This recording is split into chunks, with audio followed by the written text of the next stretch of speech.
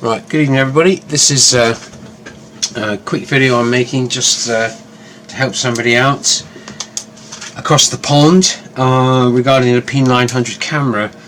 I've got two working P9s here. This red dot on this one denotes my infrared one, which I've just pulled out just so I can get the battery and an SD card. So I'm not going to strip the infrared one down, put that to one side. And this camera does function, and it takes decent photographs, except there's a slight imperfection on the end lens, and I will power it up. So it powers up, and it does zoom out. This camera was dropped. You might be able to see in there. I'm not sure if you'll be able to see it, but right up here, if I get that into the light somehow, you might be able to see it. There is a crack on this lens right along there, but the imperfection on the lens is just sort of here. And once you spot it on the photographs, you can't unsee it. Now, that side. And you can see it's all functioning. This car, a car cannot be read. I have no idea. It does that sometimes with the holder. Just doesn't like this holder for some reason. No idea. But this is the only other holder I've got. This one here. It's an Intersol. Doesn't like them. Doesn't like them one bit. Anyway, but it works in the Coolpix L810, which is another camera I repaired many years ago. Let's turn that one off. Turn it back on. No, it doesn't like seeing being read. Anyway, it's still powering up. It all works. So what I'm going to do is going to power it down again and remove the battery and the SD card. Now, just as an overview, if you can see, we're going to start by removing the back cover. This is the video I'm going to make, and in true Blue Peter fashion, if I may say that, I'm going to say,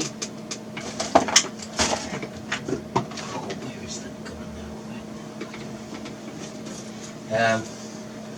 In true Blue Peter fashion. This is something from to put into the UK. Here's one I took off earlier. Now this one was one that I've been using as a donor for spares. And as you can see, I've already used the back, and yeah, so I've got a spare electronics board. All the connectors are okay. But notwithstanding that, let's crack on with the job in hand. So first of all, I'm going to point out the screws. So if I just make sure this is in focus, I'm actually filming this on a P9, and first of all, the screws you want to take out, there's one down beside the battery compartment there, there's the two on this is the camera mount. You only need to take the two off nearest the label, okay, nearest the serial number. Take those two off, and there's one on the end. There's one in the middle as well. You don't have to worry about the battery compartment, but what you do need to worry about is this tiny little rubber insert here. I'm not sure what that is, but anyway, be very mindful of that. Goes back into situ before putting the back cover back on. There's two screws on this end. There's two screws on this end, and if you flip up the flash inside there, if I can get it into picture, I would have thought this camera would have come out a bit better than what you can see there. Let's get the torch somewhere. No, I don't know what I've done with it now, but never mind. So let's see if I can get that to show you a bit better with the. Can you see that in there? There's two screws in there. there's one there and one there. And last but not least, this is an easy one that's forgotten about. Inside the cable cover, there's actually a screw there. Let's get it into the light. There she is. Hopefully you can see that. Right, so I'm going to start taking this off, and I'll talk as I go through it. So first of all, I'm going to take the back screws out, and what I would say is this: for you need a decent quality crosshead screwdriver. It's thin. I don't know what gauge they are, but this is a Weir type of screwdriver, which is quite good quality. And of course, because I'm working on just a glass top here, and then I'm going to take out the center one, which is the other side of the battery compartment. Put those down there, and then the two by the battery mount.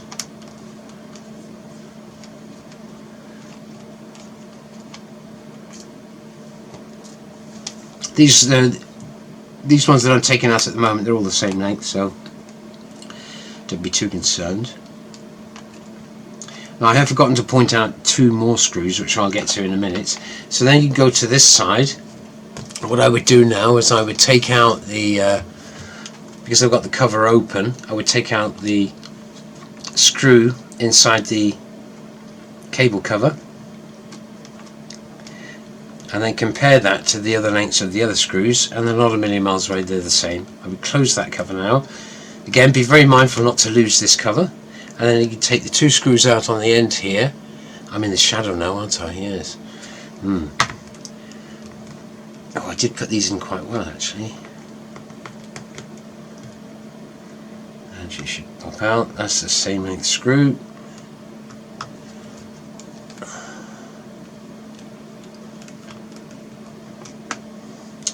That one. So those two on that side, and then what you have to do is you have to open up the flash, and each end there's two screws. Now these screws are slightly different. They are sort of more of a wood scribe, a thicker sort of screw-in thread. I'll show you that on the camera if I can. And they are slightly longer as well. So just try and make sure you know where they're all going. Come on. Slightly longer. Is it? Not a million miles away again. And there's two on here. Now you won't get the back cover off unless you take these two out. It's very important. It can be a bit fiddlier, but I find that a magnetic screwdriver helps. So that's the off there. Now the only other two I didn't say, I've got to do this end, sorry, don't forget this end. It's probably easier to tell you which ones to leave in than take out, I suppose. And there we go with this one, and there's two more inside the cover of the screen. I'll show you that. That's the same length again. Right. Inside the screen, there are two screws here. 1, 2. They should be the last ones to come out.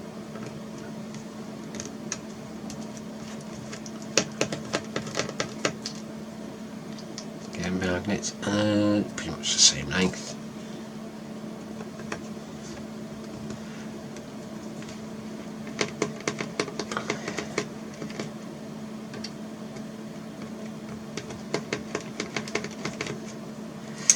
Oh, she came out.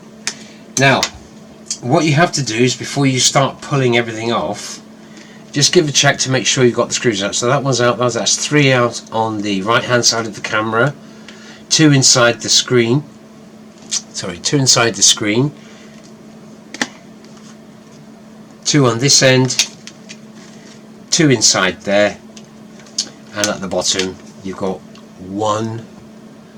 Let's get back in the camera, shall I? You've got 1, 2, 3, 4. Don't worry about anything inside the battery compartment so long as the battery is out. Now with the flash open, I need to get a flathead screwdriver, and what you need to do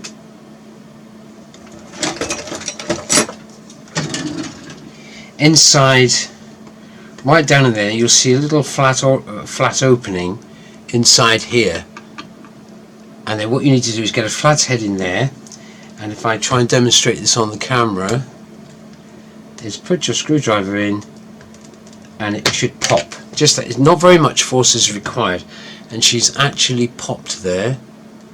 I'm sure you can see that. You can just see she's separated there slightly. Now once you do that, again, you have to be quite careful because the back of the camera, the back still has two cables attached, and I have a set of tweezers here which I need to look at, which I'll get ready. So when you lift this up, the cables are on the button side. So one cable is for the button array and the second cable is for the screen. And when you lift this off, so right now it should be free to move off. You don't need a great deal of force, he says. Just try not to yank it off, because what you'll find is the cables are still connected on this end. And I open it up there, and you'll see the two cables here, and they both have a little clip on the edge connector where the ribbon cable will pop out. So I'm just going to pop those two up. Up comes the first one, and again, be careful with them as you can. And then they're not the easiest things to get in. You really need a good pair of tweezers and a steady hand to get that cable in straight as possible, and then to clamp it down again. If they're at a slight angle, then you will get some errors on the screen, or the screen won't come on, and also the buttons won't work. And be very mindful of these. Shut the little clips afterwards so you don't knock them, because if you do knock them, they can easily come off. So that's the screen. Now you could also take off this PCB here with these I think there's 6 screws on this, and then this plate will lift off and you'll have all the buttons. Now the only problem is you have to lift the cable here. I've got some extra tape on here adding for strain relief, because this connection down here, let me show that on the camera, this connection down here is very susceptible, and it doesn't take a lot of stress for that cable to rip at this point. So be very mindful of that if you need to take that off. I'm not going to do it now, but you'll have all the plastic inserts, all the buttons that go in, and but what you want to check for on yours is to make sure that that cable, there's the thinner cable here, is actually all the way in. And what I tend to do is, when I tend to put these things back together again, is I use a magnifying glass just to make sure. And you'll feel it once you get that action of the cable going in with a good pair of tweezers. You'll feel it. But because this cable is so short, you don't have a lot of room on the end to get the cables in. So I always put the longer cable in first and try and support it as best as I can, and then put the smaller cable in afterwards, and then it should automatically just shut down nicely. And when you I'll do it now actually, and when you get it back on, let's say the cables are back in, they're not going to be snagged, they're fine.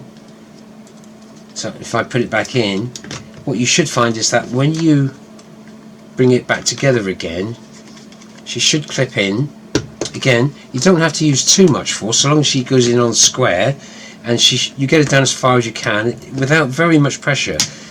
But then what you find is you still have that, and you have to give it a final clip there. That puts it back into situ. If you don't do that fully, if it's not home fully, what you'll find is the screen, the sensor on the screen will be activated very quickly.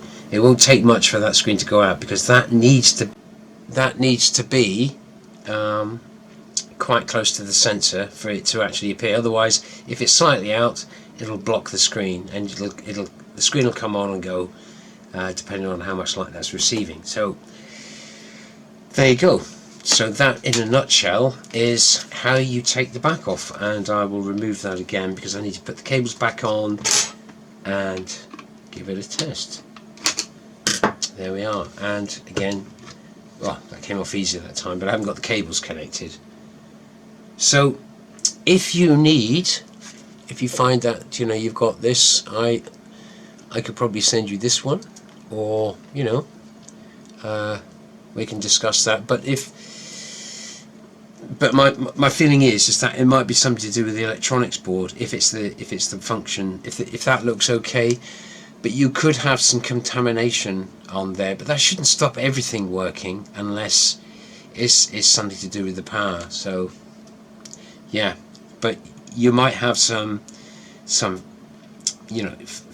furriness across here.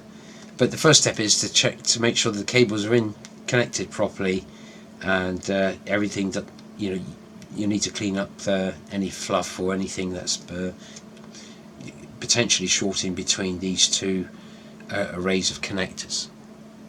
So I shall leave it there for now, and that's your first step, and we'll see what it looks like when you do this. Okay, so best of luck, and yeah, I shall hopefully hear how you got on.